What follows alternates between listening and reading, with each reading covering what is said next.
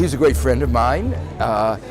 He has made great contributions to economics, to public economics as well as academic economics, and I wanted to be here to help celebrate. There's a very big schism in the economics profession. There are some people who believe that markets always work well. To me and to Jean-Paul, we see unemployment, we see markets not working, and we have a common vision about what are the underlying sources of the difficulties and what government policies could remedy them.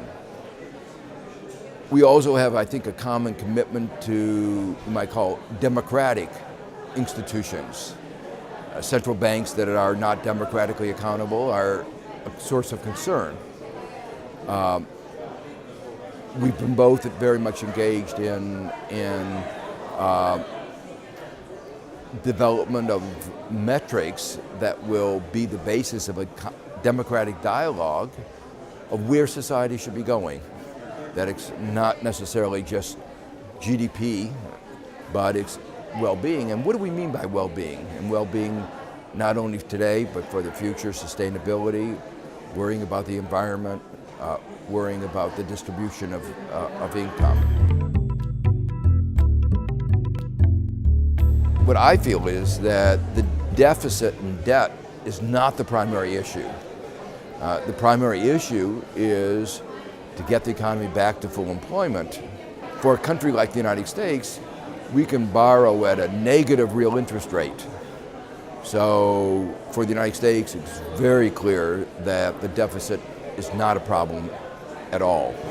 If we use the money well, invest in our future, then the country's balance sheet is improved.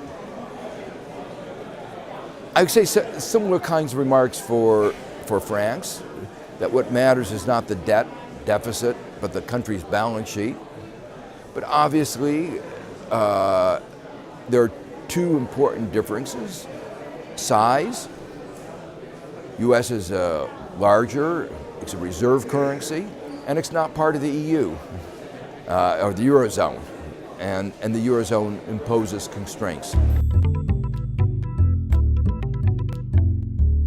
I believe it's primarily because of the excessive austerity that's been imposed by the Eurozone. I also think there are fundamental flaws in the structure of the Eurozone that make it difficult for it to adjust to the changing circumstances.